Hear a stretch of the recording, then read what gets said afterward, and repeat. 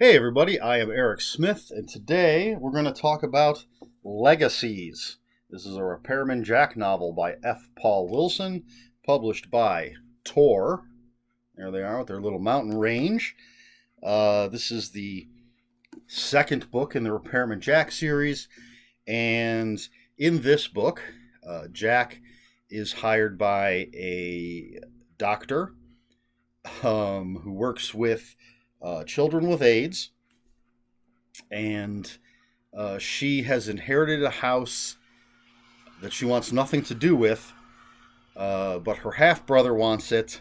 She doesn't want her half brother to have it, so she hires Jack to uh, help her out. Everybody that she has hired previous to this has come to a bad end. She's kind of desperate, and so she hires Jack, and he gets involved, and he has many Repairman Jack type adventures, and that's basically what's going on. I think the book might mention. I'm not gonna say. It just says the house holds a powerful secret. So there you go, and that's a nutshell for Legacies. Um, One of the things I thought about while I was reading this is that Repairman Jack is the kind of character that I would expect to be in more. Oh, I forgot the word that I wanted to use. More streamlined stories. This is a book that's 436 pages long. It's a pretty good size. There's nothing wrong with that. It's just this type of character, to me, like the Parker books by Richard Stark, are probably a little over 200 pages. I have all of them over there. I didn't think to check beforehand, but they're not that thick. Um, and not that Repairman Jack isn't a thief like Parker, but the characters to me are similar, and it just feels like these would be streamlined stories, but the writing, it has a, for lack of a better way to put it, a Stephen King feel to it, where we get a lot of characterization. All of the characters we meet, all the new people, we get chapters devoted to their backstory or their character or what's going on with them. Um, Whereas for the type of character that Repairman Jack is, I think generally another author might leave a lot of that out and focus more on Jack. This is not a bad thing in any way, just an observation I had while I was reading it. So this is again, as I said, the second time, or I'm going to have to amend that. This is the second official book in the Repairman Jack series, and we'll get to this in a moment. So we're reintroduced, sort of, to Jack and his supporting cast, and then we meet all of these new characters. Dr. Alicia Clayton, as I said, works in a clinic for children with AIDS, and she actually hires Jack for something else, and then because he does such a good job, she decides to hire him initially to, I think it's on the back, so I'm not really giving anything away. She hires Jack to burn the house down, but he says that's not his kind of work, and it's in a very upper class neighborhood with houses very close to it, and he's afraid it would just burn the whole neighborhood down, so he's not going to do it. But he gets involved, and he sees that there are people after her, and he knows that, as I said, she's hired a private detective who ends up dead, a lawyer who ends up dead, and she's worried that something could happen to Jack, but she's more worried about what's going on with this house. And we get glimpses. There's a lot of the type of thing where people talk about the secret without talking about the secret. So as readers, we don't know. We don't know what people are after. We don't know why her half-brother is so adamant to have this house. We don't know why she is so adamant to keep it away from him and why she wants it destroyed. Until the end, of course. So it's that kind of storytelling where people don't talk about or think about specifics. Characters are great. Repairman Jack is just an all-around great character, and that doesn't fail him in this one. The character carries over quite well from the first one to this one. His girlfriend Gia and her daughter Vicky, I always like it when they're around. I really like Vicky. She's a cute kid, and she brings out the happies in Jack. And it's nice to see that, he's in a dark business. And just in case this is the first time anyone's watching one of these and they don't know who Repairman Jack is, he's a guy that lives off the grid, takes jobs helping people when they can't be helped by normal means. And that being said, this does have a small B story as well. Jack doesn't just work on one case at a time. So we've got that. That, again, contributes to the length of the story. I keep talking about that, but again, it's not a bad thing. The story moves quickly. The characters are all well written, so it's not like it gets bogged down. Again, it was just my impression of the character is these types of stories usually kind of streamlined. This is more, let's say, again, like if Parker had been written by Stephen King. This is a Stephen King-sized type of book. One of the smaller Stephen King-sized books. But F. Paul Wilson's a great writer. Repairman Jack's a great character.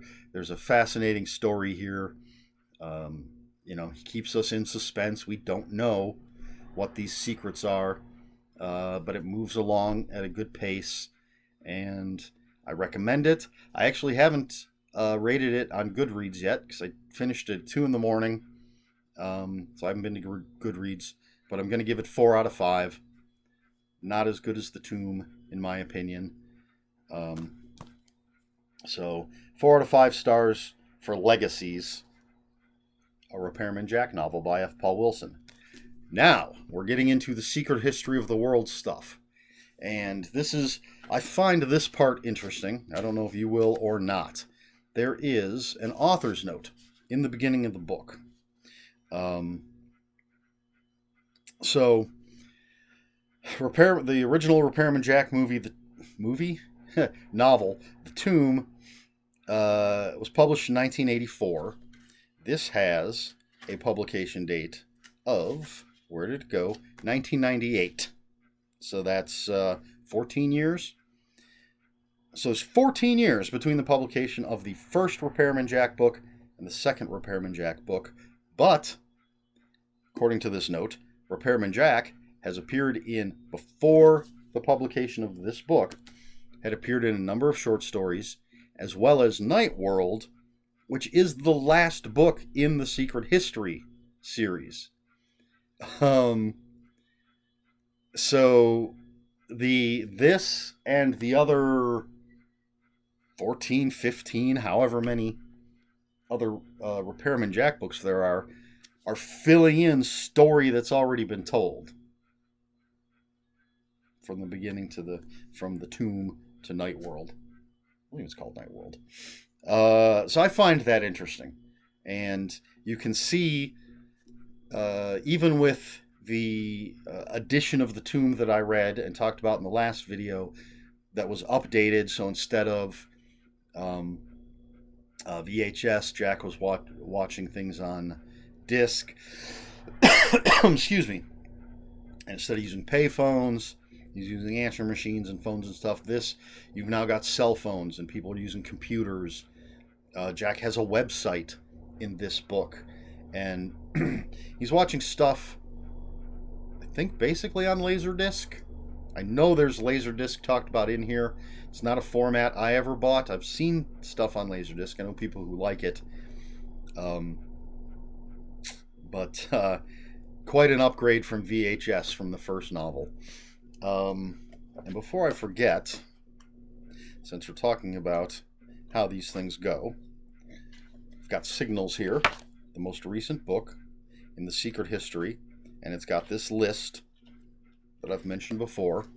So the Tomb takes place in year 0 minus 3, and this says in the summer. So following the Tomb was a short story called The Barons, and this says that story ends in September. We have another short story, A Day in the Life, that is in October. Another short story, The Long Way Home, does not give a date for that. And then Legacies, which takes place in December. So it's December, and it's the last story that takes place in year 0 minus 3. Again, if this is your first time, in the Secret History of the World series, year 0 is when the world as we know it comes to an end. And so the series sort of works backwards. The timeline works backwards from there. That's why it's year 0 minus 3. So it's 3 years before year 0. So Legacies is the last book in year 0 minus 3. Excuse me. So as far as how it fits into the Secret History, as far as I can tell at this moment, it simply fits in because it's a Repairman Jack book. I didn't notice anything specific here that ties it into the adversary cycle other than the character of Jack. And the Secret History of the World series is mainly made up of the adversary cycle, which is at this point, I believe 5 books. Because this new one is an adversary cycle book. 5 or 6 books, and then mainly made up of that and the Repairman Jacks, which are 15 or 16 or however many. There's a new one that just came out long ago, so I don't remember the exact number. And then some individual novels and a bunch of short stories.